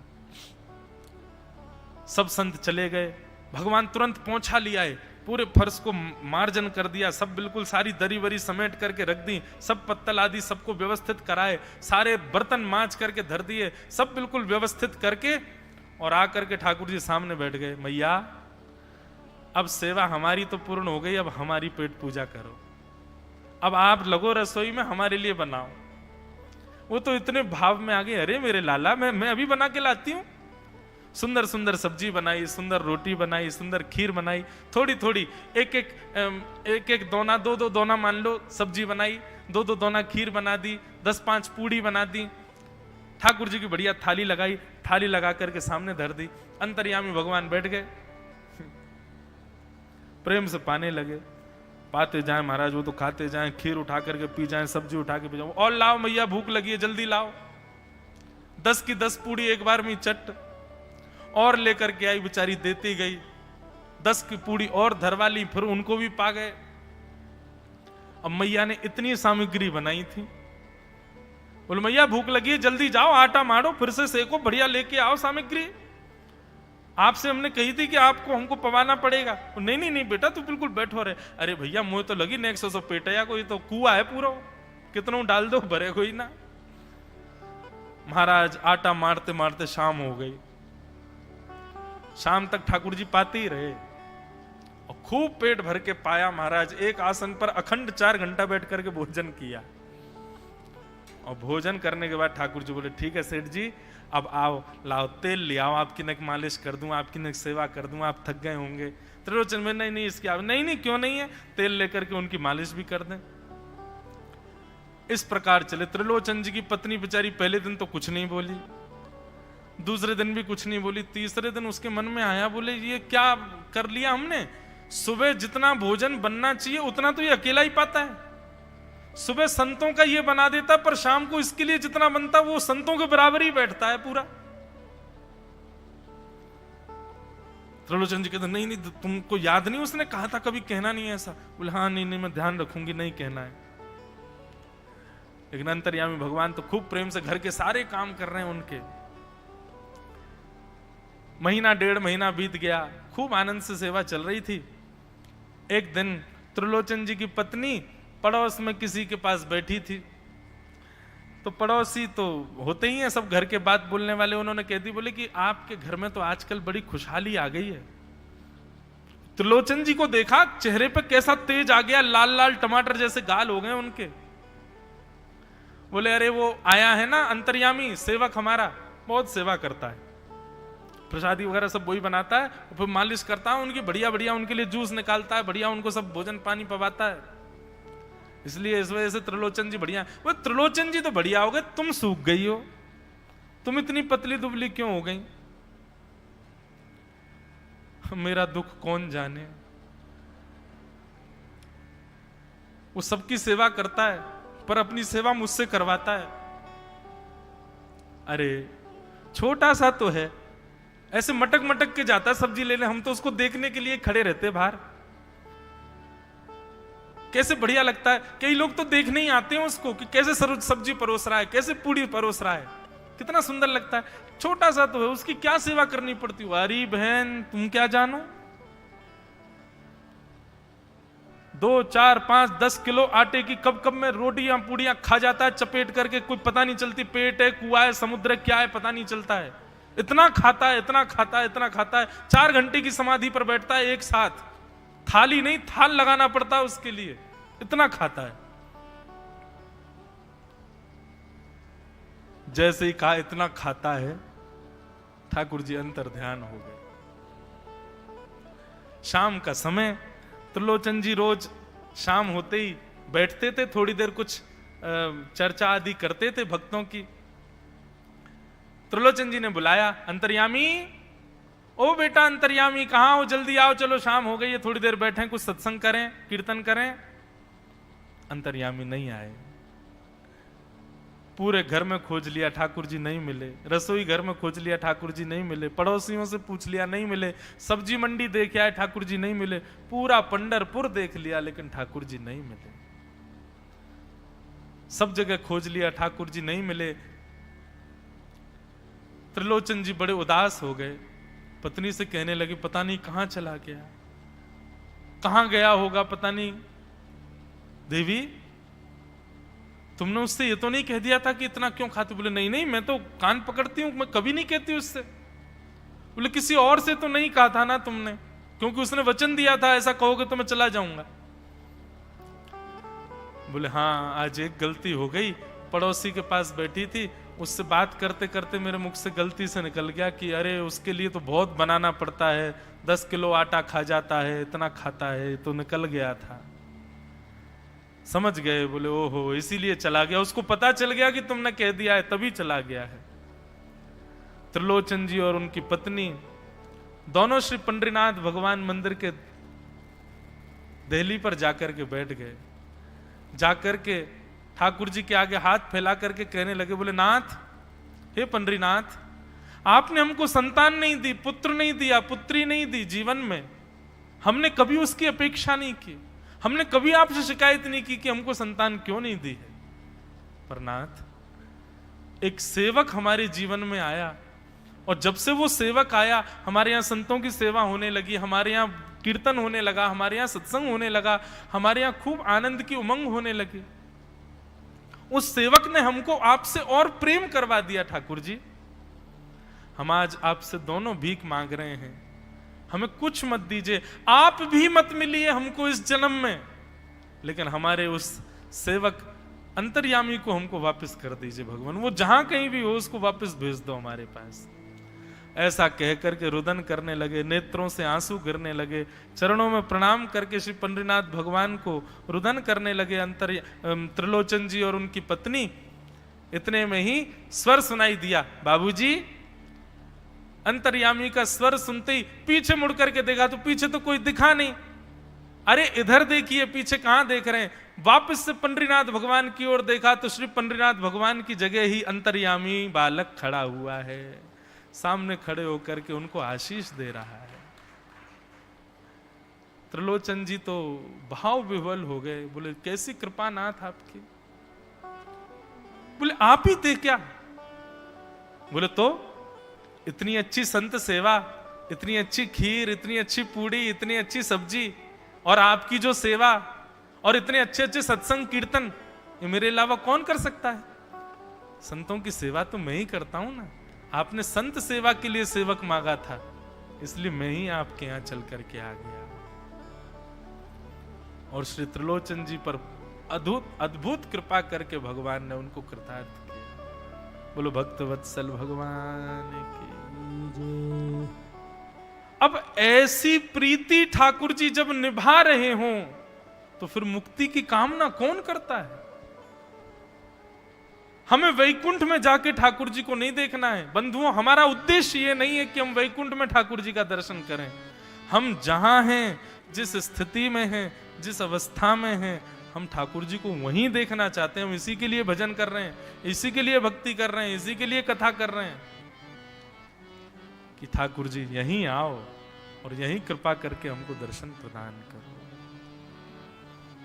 बोलो भक्त वत्सल भगवान की। श्री सुखदेव जी महाराज कहते हैं, परीक्षित तुम मुक्ति की कामना मत करो, तुम भक्ति की कामना करो। भक्ति की कामना से यदि जिज्ञासारत होगे तो इन 7 दिनों के भीतर भी तुमको भगवत दर्शन हो सकता है, भगवत अनुभव हो सकता है, भगवत साक्षात्कार हो सकता है। इसलिए परीक्षित, हमारी प्रार्थना है तुम भक्ति की कामना करो। अब भी परीक्षित ने कोई प्रेम भर के जिज्ञासा नहीं की। सुखदेव जी ने फिर से मुक्ति का साधन बताया और कहा कि अगर मुक्ति के अलावा भी तुमको कुछ चाहिए हो तो हम और भी कई सारे साधन बता देते हैं। तब क्या बताते हैं? बोले किसी को यदि ब्रह्म तेज चाहिए हो तो ब्रह्मा जी की उपासना करे, किसी को यदि अपना दाम्पत्य जीवन उचित करना हो तो शिव पार्वती की संग में आराधना करे, किसी को अपने जीवन में यदि तेज चाहिए हो तो अग्नि की उपासना करे, किसी को इंद्रिय बल प्राप्त करना हो तो इंद्र की उपासना करे, और स्वर्ग की कामना करनी हो तो देवताओं की प्रार्थना करे, लंबी आयु की कामना करनी हो तो अश्वनी कुमार देवों को प्रणाम करे, रूप की कामना करनी हो, सुंदर रूप चाहिए हो तो गंधर्वों की उपासना करे, सुंदर पत्नी की कामना करनी हो तो उर्वशी की उपासना करो, उर्वशी देवी है उसकी उपासना करो। इस प्रकार जो जो मनवांछित इच्छाएं हैं उन इच्छाओं को पूर्ण करने के लिए अलग अलग देवता हैं, अलग अलग उपासना क्रम हैं, इन सबको कर सकते हो। लेकिन अकाम सर्व कामो वा मोक्ष काम उदारधी तीव्रेण भक्ति योगेन यजेत पुरुषम परम। लेकिन भैया एक एक देव की अगर उपासना करोगे तो बहुत सारी कामनाएं हैं, सब कामनाओं के देवताओं को उपासना करोगे, 33 करोड़ देवता हैं, 33 करोड़ ही कामना है मानव की। बंधुओं, लोग विवाद करते हैं, बोले देवता 33 करोड़ हैं कि 33 कोटि हैं।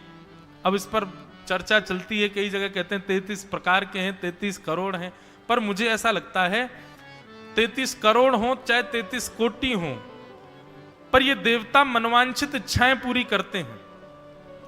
मानवों की इच्छाएं जरूर 33 करोड़ हैं, इसलिए उन 33 करोड़ इच्छाओं को पूर्ण करने वाले 33 कोटि देवता हैं। अलग अलग इच्छाएं हैं, उन अलग अलग इच्छाओं के अलग अलग देवता हैं पूर्ण करने वाले। परंतु श्री परीक्षित जी महाराज सुखदेव जी कहते हैं अकाम सर्व कामो वा, या तो किसी कामना से या फिर बिना किसी कामना के। अकाम सर्व कामो वा मोक्ष काम उदारधि, या फिर मोक्ष की कामना से। तीव्रेण भक्ति योगेन यजेत पुरुषः परम। बोले कामना से या बिना कामना से, यदि तीव्र भक्ति से, तीव्र भक्ति मतलब प्रेम लक्षणा भक्ति से यदि कोई ठाकुर जी की उपासना करता है तो उसको जीते जी भगवत दर्शन और मुक्ति दोनों प्राप्त हो जाती हैं। इसलिए राजन, मैं तो तुमसे यही प्रार्थना करता हूं, तुम मुक्ति की कामना मत करो, तुम तो भक्ति की कामना करो। द्वितीय स्कंद में पूरे में यही समझाते रहे हैं कि तुम भक्ति की कामना करो।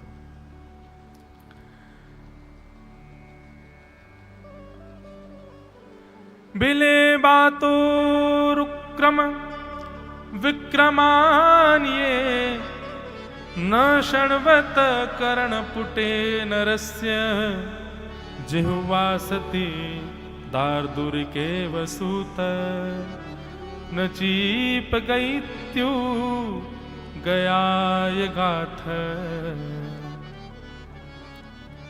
सुखदेव जी महाराज कहते हैं, जिस व्यक्ति ने जीवन में कभी अपने कानों से भगवान की कथा नहीं सुनी, उसके कान किसी जीव के रहने वाले बिल के समान है। जिस व्यक्ति ने अपनी जीव से कभी भगवान नाम नहीं गाया, उसकी जीव का होना निरर्थक है। जिस व्यक्ति ने अपने हाथों से कभी ठाकुर जी की सेवा नहीं की, उसके हाथ उसको पाने का वो निरर्थक हो गए हैं, वो हाथ ही उसको नरकगामी बना देंगे। श्री डोंगरे जी महाराज अपनी कथा में कहते, एक भी इंद्रिय यदि भगवत सेवा में नहीं लगती है तो वही इंद्रिय पाप की ओर जाएगी। सुखदेव जी महाराज कहते हैं, सर्वांगीण इंद्रियां सिर से लेकर के पैर तक एक भी स्थिति ऐसी नहीं है जो भगवत सेवा में ना जा सके। किसी ने प्रश्न किया, उपस्थित गुप्त इंद्रियां भी आती हैं, उन गुप्त इंद्रियों के लिए आप क्या कहना चाहते हैं, उनसे भजन कैसे होगा? तब श्री डोंगरे जी महाराज इसका उत्तर देते हुए कहते कि यदि कोई व्यक्ति इस भावना को रखे कि मेरा देह देवालय है और इस देह रूपी देवालय में ठाकुर जी विराजमान हैं, इस देह रूपी देवालय को शुद्ध रखना ये मेरा धर्म है, मेरा कर्तव्य है, ठाकुर जी मेरे चित्त में है, इसलिए मैं तन से मलमूत्र आदि का परित्याग करूं, इस भाव से, यदि तन शुद्धि के भाव से, क्योंकि ठाकुर जी विराज रहे हैं, यदि गुप्त इंद्रियों का प्रयोग हो तो इतना मात्र ही गुप्त इंद्रियों का भी भजन है। सर्वांगीण इंद्रियां भगवत सेवा में प्रस्तुत हो सकती हैं, और यदि कोई प्रस्तुत नहीं करता है तो निश्चित ही वो अपनी इंद्रियों को पाने के बाद उसका अधिकार स्वीकार नहीं कर पाया है। इस प्रकार श्री सुखदेव जी महाराज समझाने लगे, तब जाकर के परीक्षित जी को थोड़ी चेतना आई, और परीक्षित जी ने हाथ जोड़ करके सुखदेव जी के चरणों में वंदन करते हुए कहा कि समीचीनम वचो ब्रह्मन् सर्वज्ञस्य त्वानघ, तमो विशीर्यते मह्यम् हरे कथयतः कथा। महाराज मुझे क्षमा कर दो, आपके कही गई इन बातों से मुझे एक चीज समझ में आई कि अब मुझे मुक्ति की कामना नहीं है। मुक्ति की कामना क्यों है, क्यों थी? क्योंकि मृत्यु का भय था कि 7 दिन में मर जाऊंगा मैं। पर आपके इन वचनों ने अब मृत्यु का भय मेरे चित्त से निकाल दिया है। अब मुझे यह भय नहीं है कि मेरी 7 दिन बाद मृत्यु हो जाएगी। अब मुझे केवल एक भय सता रहा है, कहीं ऐसा ना हो कि मेरी मृत्यु हो जाए और मैं भगवत दर्शन ना कर पाऊं। अब तो मेरी एक ही चिंता है कि मेरे प्राण निकलें, उससे पहले पहले मुझे श्याम सुंदर का दर्शन करना है। आहा बंधुओं, मैं मरूंगा ये भय है, और कहीं मैं मर ना जाऊं, मेरी मृत्यु हो उससे पहले मैं ठाकुर जी को देख लूं, ये भक्ति है। कथा इसी परिवर्तन को करती है हमारे चित्त में। मृत्यु का जो भय है वो भय निकल जाए, भय दूसरे भाव का हो कि कहीं मेरे प्राण ना निकल जाएं, उससे पहले मुझे ठाकुर जी से मिलना है। प्राण निकलेंगे ये स्वीकार हो जाता है भागवत कथा सुनने वाले को, पर उसकी केवल एक ही चिंता होती है, एक ही चिंतन होता है कि कहीं मेरे प्राण ठाकुर जी के दर्शन से पहले ना निकल जाएं, कहीं मेरे प्राण उनको सुने बिना ना निकल जाएं, कहीं मेरे प्राण उनको हृदय से लगाए बिना ना निकल जाएं। ये चिंता का विषय बन जाता है, ये चिंतन का विषय बन जाता है। चिंता नहीं, भगवत संबंधी में चिंता नहीं, चिंतन होता है। संसार में चिंता होती है, मृत्यु होगी मेरी, ये चिंता का विषय होता है, पर मुझे भगवत दर्शन हो, ये चिंतन होता है। कथा यही परिवर्तन करती है आपके चित्त में। बंधुओं, अब ये तो मासिक कथा है, पर सप्ताह कथा में मैं एक उदाहरण दिया करता हूं कि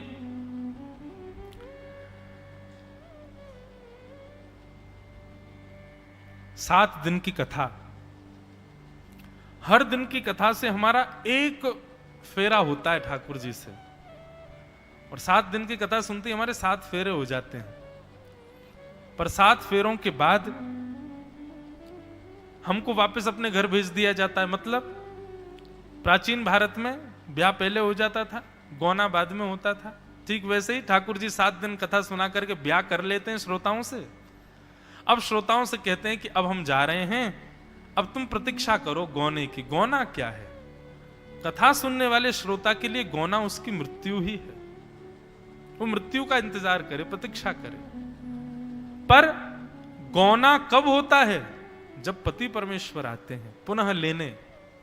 मतलब जिनकी कथा सुनकर के हमने जिनसे विवाह किया वो पुनः आएंगे और आकर के साक्षात दुल्हा भेष में हमको दर्शन देंगे, पूर्ण श्रृंगार करके आएंगे।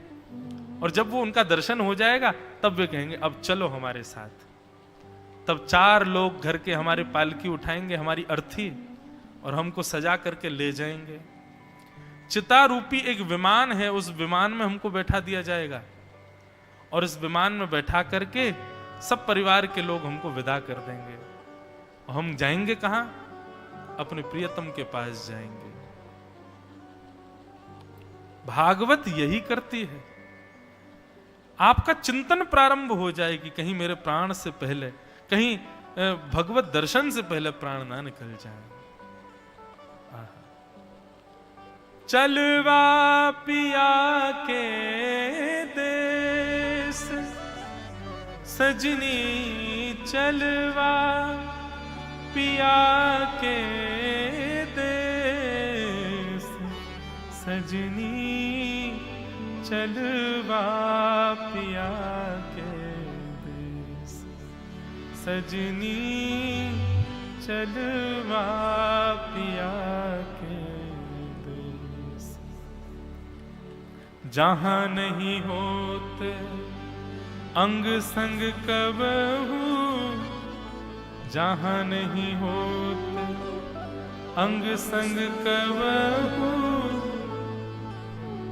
जहां नहीं विछोह कलेस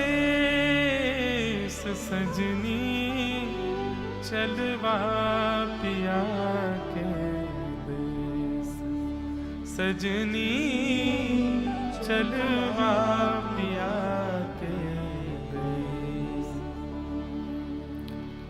फिर तो प्रतीक्षा होती है बंधु, मृत्यु का भय नहीं होता कथा सुनने वाले को, उसकी प्रतीक्षा प्रारंभ हो जाती है। पहली प्रतीक्षा भगवत दर्शन की और दूसरी प्रतीक्षा भगवत संग गमन की। मृत्यु से भयभीत नहीं होता वो, बस प्रार्थना करता है कि कहीं ऐसा ना हो कि दर्शन से पहले तुम ले जाओ।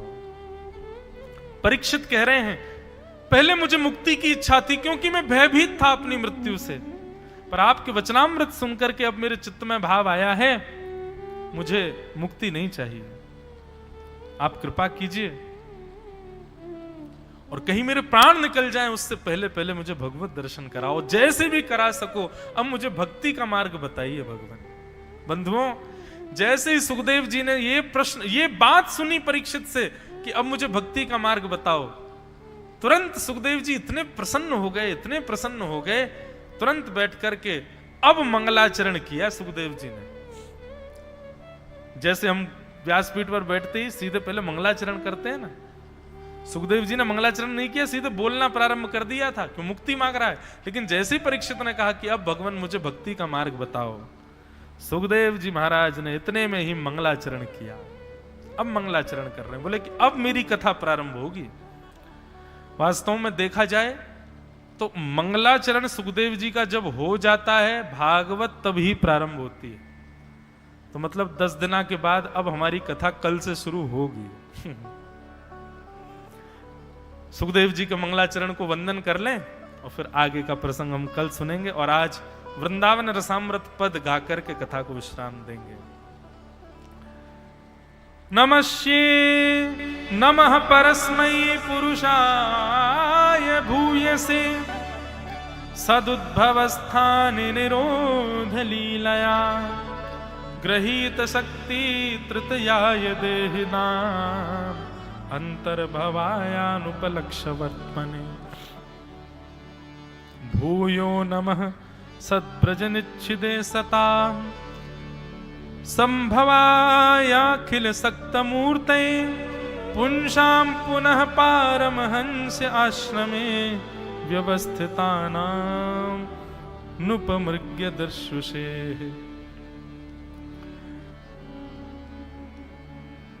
भूतेर्महर्भिद ये इमां पुरो विभो निर्मायसे ते यद पुरुषः भुंक्ते गुणः षोडश षोडशात्मक सुलंक शिष्ट भगवान बचांसि में।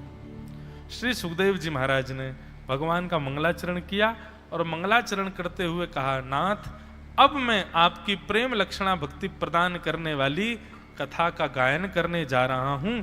कृपा करके आप मेरी जिह्वा पर आकर के विराजमान हो जाओ। सुलंक सृष्ट भगवान बचांसि में, आप मेरी वाणी को इतना बल प्रदान करो कि मैं आपके गुणानुवादों का गायन कर सकूं।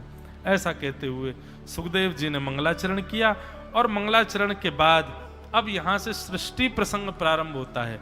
अब भागवत की साइंस प्रारंभ होगी कल से। कैसे दुनिया बनी, सबसे पहले कौन बना, कैसे क्या बनाए गए, इस प्रकार अब सृष्टि प्रसंग और आगे के क्रम चलेंगे, उनको हम श्रवण करेंगे। अब आइए आज की कथा को विराम देने से पूर्व वृंदावन के सप्तनिधियों को प्रणाम करते हैं। अंतिम सप्तनिधियों के इस पद के अंत में हमने श्री दत्त भगवान के लिए भी कुछ लिखा है। लिखा तो अभी अधूरा है, लेकिन अभी गाते गाते पूरा याद आ जाएगा तो पूरा कर देंगे। सब लोग बड़े प्रेम और भाव से, किसी की जिज्ञासा 2 दिन से हम पर आ रही है कि सप्तनिधियों के प्राकट्य की कथा सुनाइए। अब भक्ति में कथा प्रारंभ हो जाएगी तो बीच बीच में जो जो योग बनता रहेगा हम सुनाते रहेंगे। कैसे कैसे इन ठाकुरों को प्रकट किया गया वो विषय हम रखेंगे। बड़े प्रेम और भाव से सब लोग वृंदावन के सप्तनिधियों को प्रणाम करो। श्यामा हृदय कमल सो प्रगट्यो,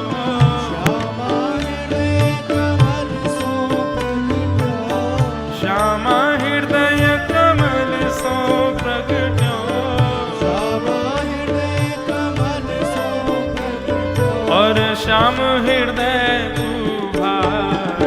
वृंदावन प्यारो वृंदावन, वृंदावन प्यारो वृंदावन, हे श्री वृंदावन मेरो वृंदावन, वृंदावन मेरो वृंदावन।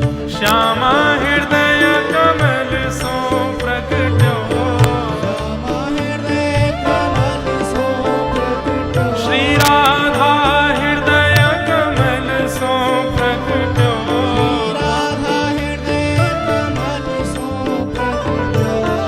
श्याम हृदय तू भाई, वृंदावन प्यारो वृंदावन, वृंदावन प्यारो वृंदावन, हे श्री वृंदावन मेरो वृंदावन,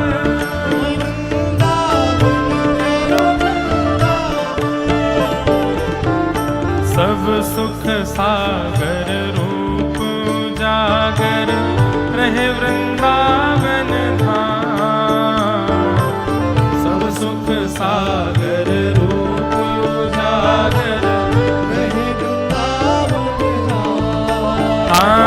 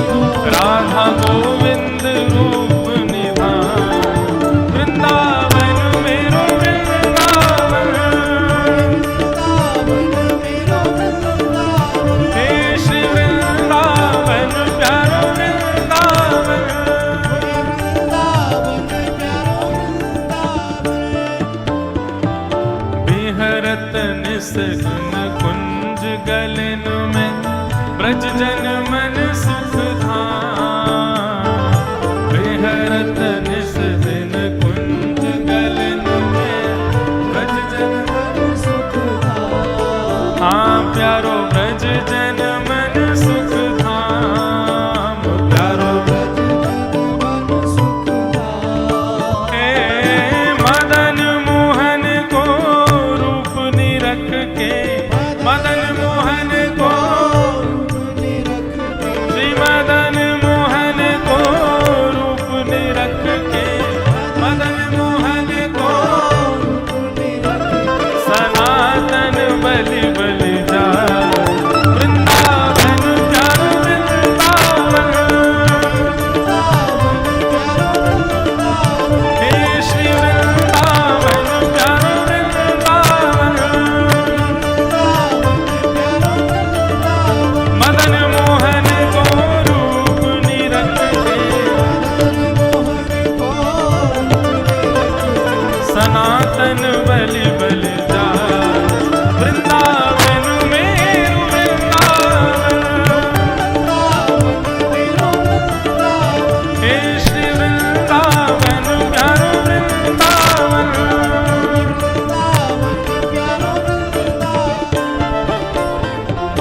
गोपी ग्वाल सब ही और धारे, प्यारो गोपीनाथ। गोपी ग्वाल सब ही और धारे, प्यारो गोपीनाथ। हाँ प्यारो प्यारो गोपीनाथ, प्यारो प्यारो गोपीनाथ। हे बड़ो प्यारो गोपीनाथ, बड़ो प्यारो गोपीनाथ। हे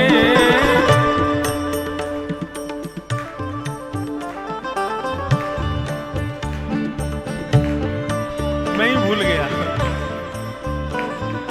मधु पंडित जिन कंठ लगायो, मधु पंडित जिन श्री मधु पंडित जिन कंठ लगायो, मधु पंडित जहाँ है रही जय जयकार। वृंदावन प्यारो वृंदावन। हे श्री वृंदावन मेरो वृंदावन। मधु पंडित जिन कंठ लगायो, मधु पंडित और है रही जय जयकार। वृंदावन प्यारो वृंदावन। हे श्री वृंदावन मेरो वृंदावन।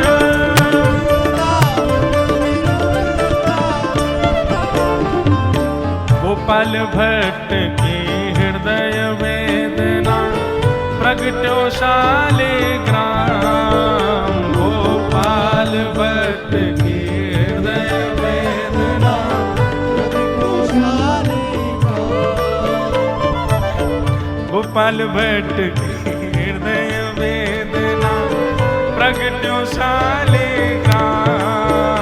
गोपाल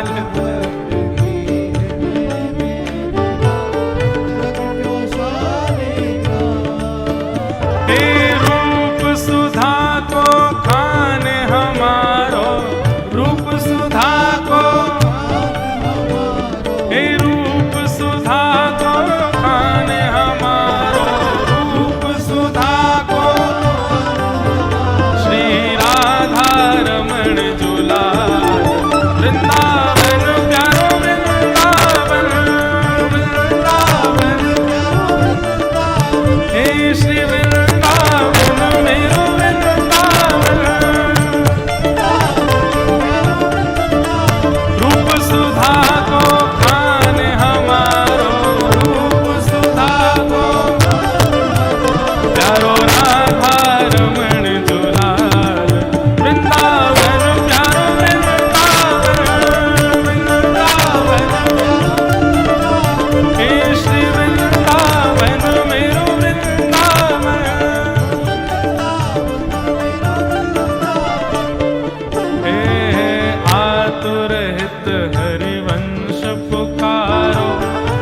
राधा राधा नाम आतुर हित हरिवंश पुकारो, राधा राधा नाम। हे आतुर हित हरिवंश पुकारो, राधा राधा नाम।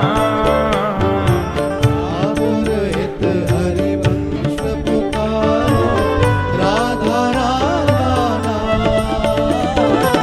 सघन कुंज यमुना तट आयो, सघन कुंज यमुना तट आयो, सघन कुंज यमुना तट आयो, सघन कुंज यमुना भाव से गाओ।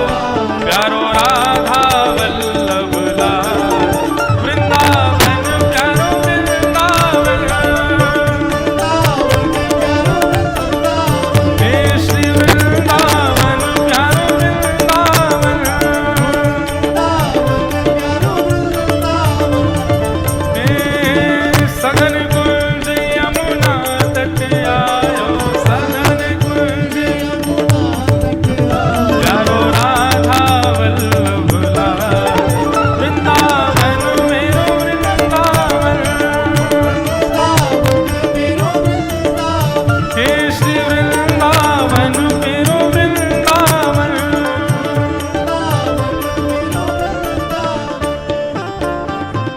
जुगल किशोर को लाड़ लड़ायो, नवल कुंज ही अमान। जुगल किशोर को लाड़ लड़ायो, नवल कुंज ही मान। हे युगल किशोर को लाड़ लड़ायो, नवल कुंज ही अमान। युगल किशोर को लाड़ लड़ायो, नवल कुंज ही मान।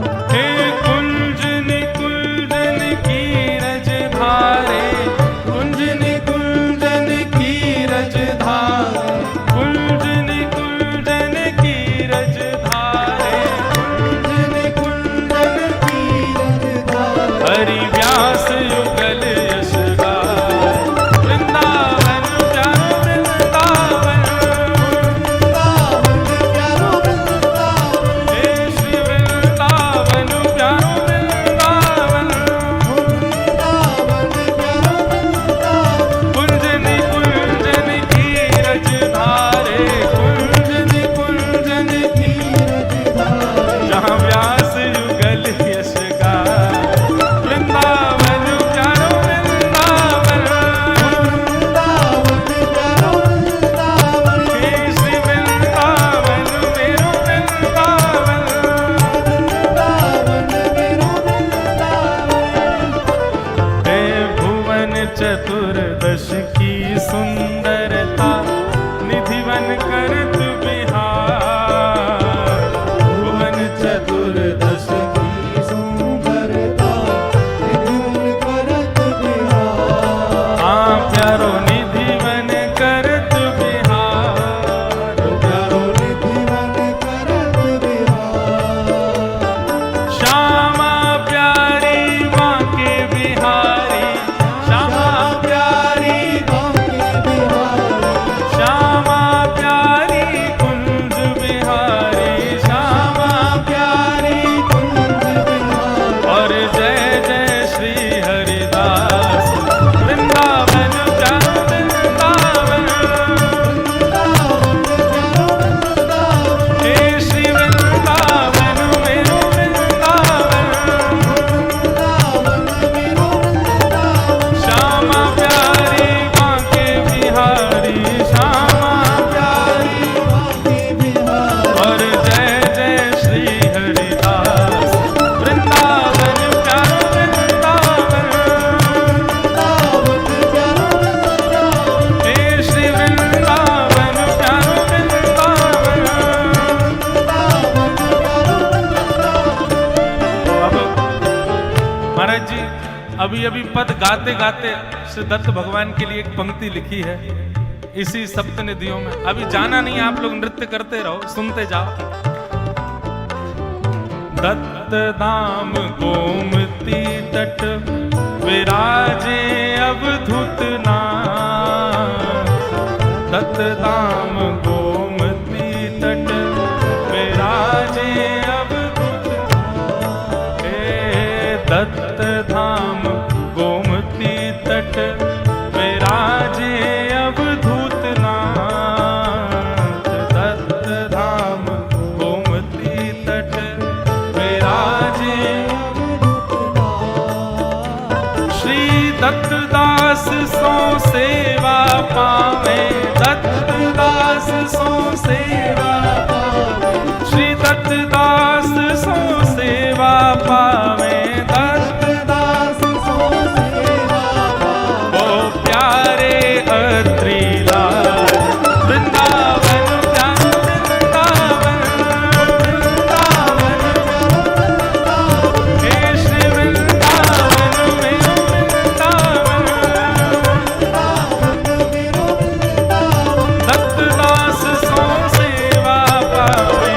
दत्तदास सो सेवा पावे। हमारे अत्रि लाल वृंदावन प्यारो वृंदावन वृंदावन प्यारो वृंदावन हे श्री वृंदावन प्यारो वृंदावन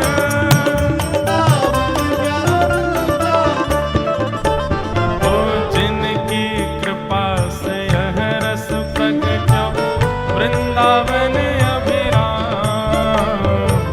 जिनकी कृपा से यह रस प्रगटो वृंदावन अभिराम। हाँ प्यारो वृंदावन अभिराम। प्यारो वृंदावन अभिराम। हे सपनी दिन को ही उजियारो। सपनी दिन को हम सबको मिलवावे वारो। हम सबको और यह आनंद करवावे वारो। यह आनंद यह दत्त धाम बुलवावे वारो। दत्त धाम का भाव से हमारो गिरधर लाल वृंदावन प्यारो वृंदावन हे श्री वृंदावन मेरो वृंदावन। हम सबको मिलवावे वारो। हम सबको मिलवावे और यह आनंद करवावे वारो। यह आनंद करवावे हमारो गिरधर लाल वृंदावन प्यारो वृंदावन हे श्री वृंदावन मेरो वृंदावन। सब लोग भाव से गाओ जय राधे राधे जय राधे राधे जय राधे राधे जय राधे राधे। बरसाने वाली श्री कृष्ण प्यारी हरिदास दुलारी हरवंश प्यारी हम सबकी प्यारी प्यारी प्यारी जय राधे राधे जय राधे राधे जय राधे राधे जय राधे राधे जय राधे राधे जय राधे राधे जय राधे राधे जय राधे राधे जय राधे राधे जय राधे राधे जय राधे राधे जय राधे राधे। विठ्ठल विठ्ठल विठ्ठल विठ्ठल विठ्ठल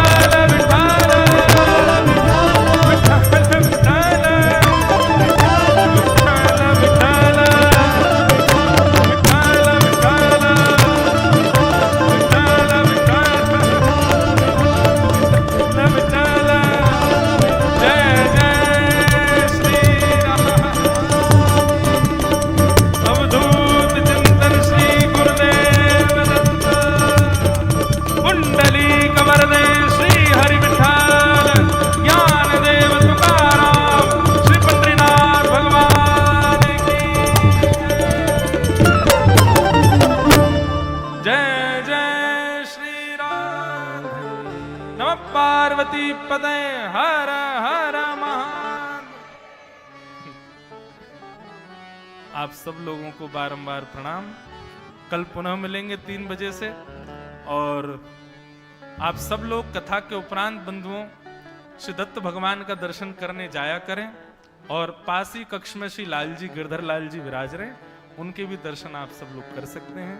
कथा में कल 3 बजे से हम लोग मिलेंगे। आप सबको बारंबार जय श्री कृष्ण।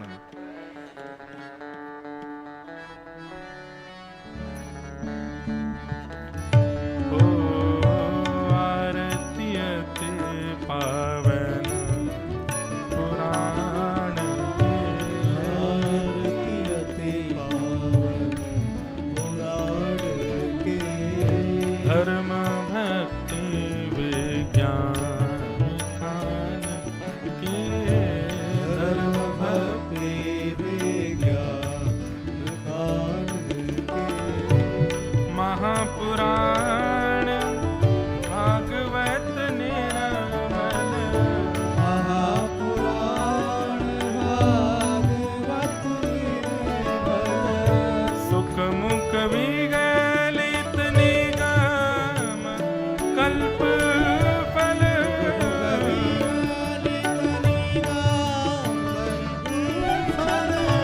परमानंद सुधारस में कल लीला रस रस निधान के, भारतीय के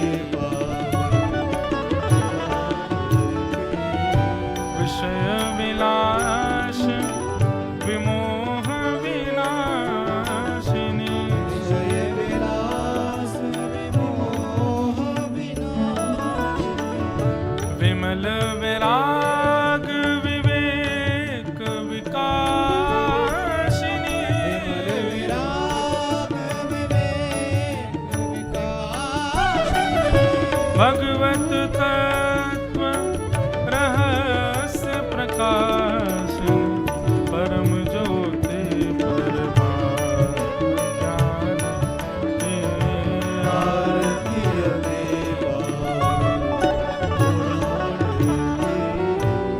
परमहंस मुनि मन उल्लासिनी, परमहंस मुनि मन उल्लासिनी, रसिक हृदय रस रास विलासिनी, रस रास विलासिनी, भुक्ति मुक्ति रति प्रेम सुदास, कथा कंचन सुजान के, भारतीय ते पावन ओ धर्म भक्ति विज्ञान खान के, भारतीय ते, भारतीय ते, भारतीय ते, पार